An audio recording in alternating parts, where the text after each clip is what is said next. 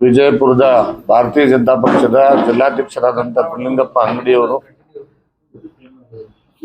ಸೇರಿದಂತೆ ಉಳಿದೆಲ್ಲ ನಮ್ಮ ಪಕ್ಷದ ನಾಯಕರ ಮತ್ತು ನನ್ನೆಲ್ಲ ಮಾಧ್ಯಮದ ಸ್ನೇಹಿತರ ಇವತ್ತು ಜರೂರಾಗಿ ಕರೆದಿರ್ತಕ್ಕಂಥ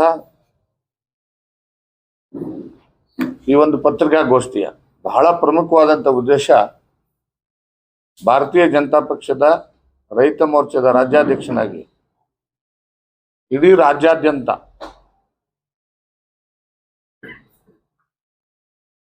ಅತಿ ಹೆಚ್ಚು ಮಳೆ ಆಗ್ತಾ ಇರೋದ್ರಿಂದ ಕಳೆದ 10 ದಿನಗಳಲ್ಲಿ ರಾಜ್ಯದ ವಿವಿಧ ಭಾಗಗಳಲ್ಲಿ ಬಹಳ ದೊಡ್ಡ ಪ್ರಮಾಣದ ಬೆಳೆ ಹಾನಿ ಉಂಟಾಗಿದೆ.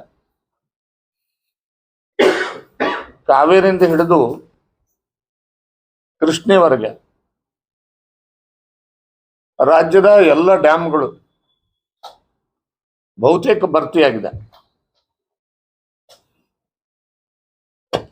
ಕಾವೇರಿಲಿರ್ತಕ್ಕಂಥ KRS ಇರ್ಬೋದು, ಕಬಿನಿ ಇರ್ಬೋದು, ಹೇಮಾವತಿ ಇರ್ಬೋದು, ಭದ್ರಾ ಇರ್ಬೋದು, ತುಂಗಾ ಇರ್ಬೋದು, ಮಲಪ್ರಭಾ ಇರ್ಬೋದು, ಆಲಿಮಟ್ಟಿ, ನಾರಾಯಣಪುರ ಎಲ್ಲ ಜಲಾಶಯಗಳು ಇವತ್ತು ಭರ್ತಿ ಆಗ್ತವೆ. ಜೊತೆಗೆ ಹವಾಮಾನ ಇಲಾಖೆ ವರದಿ ಪ್ರಕಾರ ಮುಂದಿನ 4 ದಿನ ಉತ್ತರ ಕರ್ನಾಟಕದ ಒಳನಾಡು ಜಿಲ್ಲೆಗಳಲ್ಲಿ ಯೆಲ್ಲೋ ಅಲರ್ಟ್ ಅನ್ನು ಘೋಷಣೆ ಮಾಡಲಾಗಿದೆ.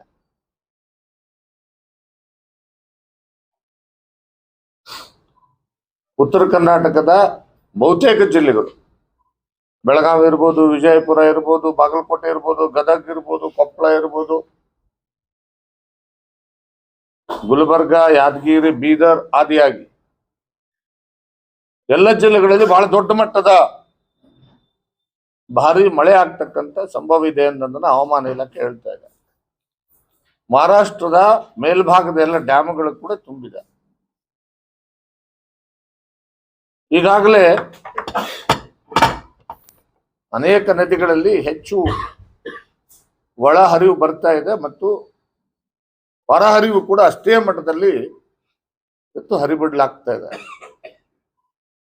KRS ನಲ್ಲಿ ಸುಮಾರು 1,27,000 ಕ್ಯೂಸೆಕ್ಸ್ ನೀರು ಹರಿಬಿಡ್ತಾ ಇದ್ದಾರೆ. ತುಂಗಭದ್ರದಲ್ಲಿ 1,70,000 ಕ್ಯೂಸೆಕ್ಸ್ ನೀರು ಹರಿದೋಗ್ತಾ ಇದೆ. ಕೃಷ್ಣನಲ್ಲಿ ಕೂಡ ಈಗಾಗಲೇ ನಿನ್ನೆ 1,27,000 ಕ್ಯೂಸೆಕ್ಸ್ ನೀರು ಆಲಿಮಟ್ಟಿಯಿಂದ ಹರಿಬಿಡಲಾಗಿದೆ. ಅದೇ ರೀತಿಯಾಗಿ ನಾರಾಯಣಪುರದಿಂದ ಹರಿಬಿಡ್ತಾ ಇದ್ದಾರೆ. ಕಳೆದ 10 ದಿನಗಳಿಂದ ಸುರಿದಿರ್ತಕ್ಕಂಥ ಮಳೆಯಿಂದಾಗಿ ರಾಜ್ಯದಲ್ಲಿ ರೈತರು ಬೆಳೆದಿರ್ತಕ್ಕಂಥ ಬೆಳೆಗಳು ತುಂಬಾ ನಷ್ಟಕ್ಕೊಳಗಾಗಿರ್ತಕ್ಕಂಥದ್ದು. ಅದರಲ್ಲೂ ವಿಶೇಷವಾಗಿ ಉತ್ತರ ಕರ್ನಾಟಕದಲ್ಲಿ ಈಗೇನು ಕ್ರಾಪ್ ಬಂದಿದೆ,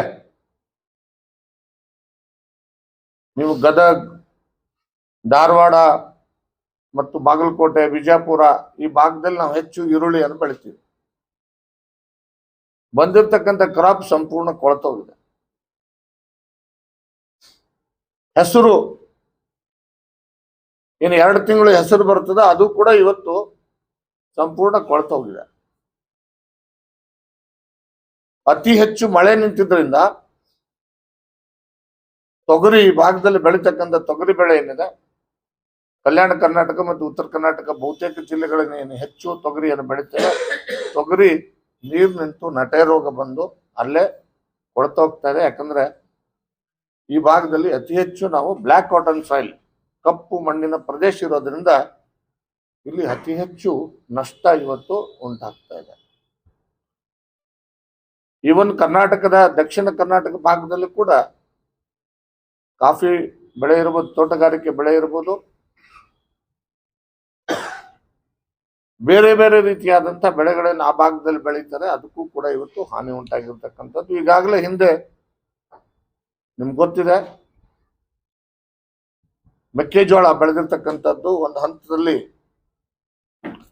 ಕಳಪೆ ಬೀಜದಿಂದಾಗಿ ಬಹಳಷ್ಟು ದೊಡ್ಡ ಪ್ರಮಾಣದಲ್ಲಿ ಹಾವೇರಿ, ಗದಗ ಮತ್ತು ಹಾಸನ, ಚಿತ್ರದುರ್ಗ, ದಾವಣಗೆರೆ ಜಿಲ್ಲೆಗಳಲ್ಲಿ ನಷ್ಟ ಉಂಟಾಗಿದ್ದನ್ನ ಈಗಾಗಲೇ ನಮ್ಮ ರೈತ ಮೋರ್ಚಾದ ವತಿಯಿಂದ ಸರ್ಕಾರದ ಗಮನಕ್ಕೆ ತರ್ತಕ್ಕಂಥ ಕೆಲಸ ಮತ್ತು ನಾವೆಲ್ಲರೂ ಕೂಡ ಮಾಡಿದ್ವಿ. ಈ ಮಳೆಯಿಂದಾಗಿ ಇನ್ನೂ ಹೆಚ್ಚಿನ ಮಟ್ಟದ ಹಾನಿ ಇವತ್ತು ಈ ರಾಜ್ಯಾದ್ಯಂತ ರೈತರು ಅನುಭವಿಸ್ತಾ ಇದ್ದಾರೆ. ನಾನು ಈ ಪತ್ರಿಕಾಗೋಷ್ಠಿ ಮುಖಾಂತರ ಸರ್ಕಾರಕ್ಕೆ ಆಗ್ರಹ ಪಡಿಸ್ತಾ ಇದ್ದೇನೆ ಮತ್ತು ಸರ್ಕಾರಕ್ಕೆ ಗಮನಕ್ಕೆ ತರಲಿಕ್ಕೆ ಬಯಸ್ತೇನೆ.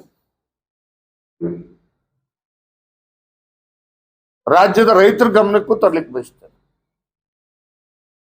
2019ರಲ್ಲಿ ಸನ್ಮಾನ್ಯ BS ಯಡಿಯೂರಪ್ಪನವರು ಮುಖ್ಯಮಂತ್ರಿಯಾಗಿ ಪ್ರಮಾಣ ವಚನ ಸ್ವೀಕಾರ ಮಾಡಿದ 2 ದಿನದಲ್ಲಿ ಇಡೀ ರಾಜ್ಯಾದ್ಯಂತ ಇದೇ ರೀತಿಯಾದಂತ ಮಳೆ ಆಯಿತು.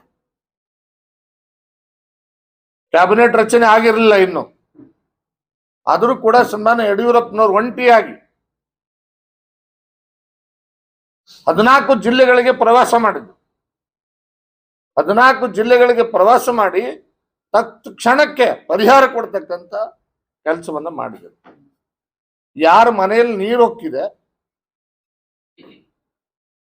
ಆ ಮನೆಗಳಿಗೆ 24 ಗಂಟೆ ಒಳಗಡೆ ತಹಸೀಲ್ದಾರ್ ಮುಖಾಂತರ, DPT ಮುಖಾಂತರ 10,000 ರೂಪಾಯಿ ಅವ್ರ ಅಕೌಂಟ್ಗೆ ಹಾಕ್ತಕ್ಕಂಥ ಕೆಲಸ ಮಾಡಿದ್ವಿ. ಮನೆಗಳೇನು ಬಿದ್ದೋಗಿದೆ, 5 ಲಕ್ಷ ರೂಪಾಯಿ ಪರಿಹಾರ ಕೊಡಬೇಕು ಅಂತೇಳಿ ತೀರ್ಮಾನ ಮಾಡಿ ಸರ್ಕಾರ ಸಂಪೂರ್ಣ ಮನೆ ಬಿದ್ದಂತೆ ಅಬೋ 75% ಡ್ಯಾಮೇಜ್ ಆಗಿರ್ತಕ್ಕಂಥ ಮನೆಗಳಿಗೆ 5 ಲಕ್ಷ ರೂಪಾಯಿ ಕೊಡ್ತಕ್ಕಂಥ ಆದೇಶವನ್ನು ಸರ್ಕಾರ ಮಾಡಿ ಕೊಡ್ತಕ್ಕಂಥ ಕೆಲಸ ನಾವು ಮಾಡಿದ್ವಿ. ಏನು 50%ಗಿಂತ ಕಡಿಮೆ ಮನೆ ಹಾನಿಯಾಗಿದ್ರೆ 50,000 ರೂಪಾಯಿ ಕೊಡ್ತಕ್ಕಂಥದ್ದು ಮತ್ತು ಕ್ರಾಪ್ ಲಾಸ್.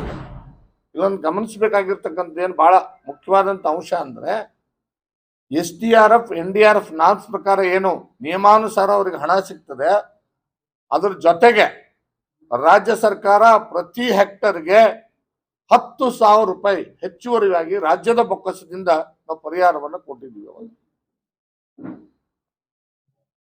ನಾನು ಸರ್ಕಾರಕ್ಕೆ ಆಗ್ರಹ ಮಾಡ್ತೇನೆ, ಅಸೆಂಬ್ಲಿ ನಡೀತಾ ಇದೆ, ಮಾನ್ಯ ಮುಖ್ಯಮಂತ್ರಿಗಳು ಘೋಷಣೆ ಮಾಡಲಿ ಅಸೆಂಬ್ಲಿನಲ್ಲಿ. SDRF, NDRF ನಾರ್ಮ್ಸ್ ಪ್ರಕಾರ ಏನು ಪರಿಹಾರ ರೈತರಿಗೆ ಸಿಗ್ತಾರೆ, ಅದರ ಜೊತೆಯಲ್ಲಿ ಕನಿಷ್ಠ ಪ್ರತಿ ಹೆಕ್ಟರ್ಗೆ ರಾಜ್ಯ ಸರ್ಕಾರ ಒಂದು 25,000 ರೂಪಾಯಿ ಹೆಚ್ಚುವರಿಯಾಗಿ ಹಣ ಅವ್ರಿಗೆ ಕೊಡಬೇಕು ಪರಿಹಾರವಾಗಿ ಅಂತಕ್ಕಂಥದ್ದನ್ನ ಈ ಸಂದರ್ಭದಲ್ಲಿ ನಾನು ಭಾರತೀಯ ಜನತಾ ಪಕ್ಷದ ವತಿಯಿಂದ ರೈತ ಮೋರ್ಚಾ ಅಧ್ಯಕ್ಷನಾಗಿ ನಾನು ಆಗ್ರಹವನ್ನು ಮಾಡ್ತೇನೆ. ಅದಷ್ಟೇ ಅಲ್ಲ, ಇವತ್ತಿನಿಂದ ಎಲ್ಲಾ ಜಿಲ್ಲಾ ಅಧಿಕಾರಿಗಳಿಗೆ ಭಾರತೀಯ ಜನತಾ ಪಕ್ಷದ ರೈತ ಮೋರ್ಚಾ ವತಿಯಿಂದ ನಾವು ಮನವಿ ಕೊಡ್ತಾ ಇದ್ದೇವೆ. ಮೊದಲೇ ಹಂತದಲ್ಲಿ ಮನವಿ ಕೊಡ್ತಾ ಇದ್ದೇವೆ. ಏನೇನು ಹಾನಿಗಳಾಗಿದೆ ಆಯಾ ಜಿಲ್ಲೆಯಲ್ಲಿ ಈಗಾಗಲೇ ನಾನು ರಾಜ್ಯಾಧ್ಯಕ್ಷನಾಗಿ ನಮ್ಮ ಎಲ್ಲ ರೈತ ಮೋರ್ಚಾದ ಜಿಲ್ಲಾಧ್ಯಕ್ಷರುಗಳು, ರಾಜ್ಯ ಪದಾಧಿಕಾರಿಗಳು ಪ್ರತಿ ಜಿಲ್ಲೆಯಲ್ಲಿ ಪ್ರತಿ ಜಿಲ್ಲಾಧಿಕಾರಿಗಳಿಗೆ ಮನವಿ ಪತ್ರವನ್ನು ಕೊಡ್ತಕ್ಕಂಥ ಕೆಲಸ ಇವತ್ತಿಂದ ಪ್ರಾರಂಭ ಮಾಡಿದ್ದೇವೆ. ಏನು ಆ ಜಿಲ್ಲೆಗಳಲ್ಲಿ ಹಾನಿಯಾಗಿದೆ, ಹಾನಿಯಾಗಿದ್ದಿನ ತಕ್ಷಣ ವೈಜ್ಞಾನಿಕವಾದಂಥ ಒಂದು ಸರ್ವೆ ಆಗ್ತದೆ. ಯಾಕಂದ್ರೆ ಇಲ್ಲಿ ಸ್ಟೇಟ್ ಗೌರ್ಮೆಂಟ್ ರೆಸ್ಪಾನ್ಸಿಬಿಲಿಟಿ ಬಹಳ ದೊಡ್ಡ ಮಟ್ಟದ್ದಿದೆ. ಗಮನದಲ್ಲಿ ನಿಮಗೆ ಡ್ಯಾಮೇಜ್ ಅಸೆಸ್ಮೆಂಟ್ ಮಾಡಬೇಕಾಗಿರೋದು ರಾಜ್ಯ ಸರ್ಕಾರ. ಕ್ರಾಪ್ ಲಾಸ್ ಅಲ್ಲಿ NDRF ನಾರ್ಮ್ಸ್ ಪ್ರಕಾರ ಸೆಂಟ್ರಲ್ ಗೌರ್ಮೆಂಟ್ 75% ಹಣ ಕೊಟ್ಟರೂ ಕೂಡ ಲಾಸ್ ಏನಾಗಿದೆ ಅನ್ನೋದನ್ನ ವೈಜ್ಞಾನಿಕವಾಗಿ ಅಸೆಸ್ಮೆಂಟ್ ಮಾಡಬೇಕಾದ ಕೆಲಸ ಇರ್ತಕ್ಕಂಥದ್ದು ರಾಜ್ಯ ಸರ್ಕಾರದ ಜವಾಬ್ದಾರಿ. ಆಮೇಲೆ ಎಕ್ಸ್ಟೆಂಟ್ ಎಷ್ಟು ಲಾಸ್ ಆಗಿದೆ, ಅದಕ್ಕೆ ಎಷ್ಟು ಹೆಕ್ಟರ್ಗೆ ಪರಿಹಾರ ಕೊಡಬೇಕು ಅನ್ನೋದನ್ನ ತೀರ್ಮಾನ ಮಾಡಬೇಕಾದಂತ ಕೆಲಸ ಅದು ರಾಜ್ಯ ಸರ್ಕಾರದ್ದು. ಸಿವಿಯರ್ ಡ್ಯಾಮೇಜ್ ಆದಾಗ ಮಾತ್ರ, if it is above 50% of the crop loss, ಅವಾಗ ನಿಮಗೆ ಕೇಂದ್ರ ಸರ್ಕಾರದ ಪಾತ್ರ ಪ್ರಾರಂಭ ಆಗ್ತದೆ. ಈ ಹಂತದಲ್ಲಿ, ಮೊದಲನೇ ಹಂತದಲ್ಲಿ ರಾಜ್ಯ ಸರ್ಕಾರದ ಜವಾಬ್ದಾರಿ ಇರ್ತದೆ, ಅದನ್ನ ಸರ್ಕಾರ ನಿರ್ವಹಿಸಬೇಕು ಅಂತ ನಾನು ಆಗ್ರಹ ಮಾಡ್ತಾ ಇದ್ದೇನೆ. ಮೊದಲನೇ ಹಂತದಲ್ಲಿ ನಾವು ಕೂಡಲೇ ಸರ್ಕಾರ ನಿರ್ವಹಿಸಬೇಕು ಅಂತೇಳಿ. ನಾನು ಎಲ್ಲೂ ಕೂಡ ಕಳೆದ 1 ವಾರದಿಂದ ಮಳೆ ಆಗ್ತಿದ್ರು ಕೂಡ ಯಾವುದೇ ಒಬ್ಬ ಸಚಿವರಾಗಲಿ ಮುಖ್ಯಮಂತ್ರಿಗಳಾಗಲಿ ಎಲ್ಲೂ ಕೂಡ ರೈತರ ಹೊಲಗಳಿಗೆ ಭೇಟಿ ಕೊಟ್ಟು ಏನೇನು ನಷ್ಟ ಆಗಿದೆ ಅನ್ನೋದ್ರ ಬಗ್ಗೆ ಅಸೆಸ್ ಮಾಡ್ತಕ್ಕಂಥ ಪ್ರಯತ್ನನ ಕೂಡ ಮಾಡಲಿಲ್ಲ. ಇವತ್ತು ಎಲ್ಲಾನು ಕೂಡ ಅಧಿಕಾರಿಗಳ ಮೇಲೆ ಬಿಟ್ಟಿದ್ದಾರೆ. ಜಿಲ್ಲಾಧಿಕಾರಿ ಹೇಳಿಕೆ ಕೊಡ್ತಾರೆ, ಎಲ್ಲ ನಾವೆಲ್ಲ ಅಸೆಸ್ಮೆಂಟ್ ಮಾಡಕ್ಕೆ ಹೇಳಿದ್ವಿ. ಅದ್ರ ಯಾವುದೇ ಸಚಿವ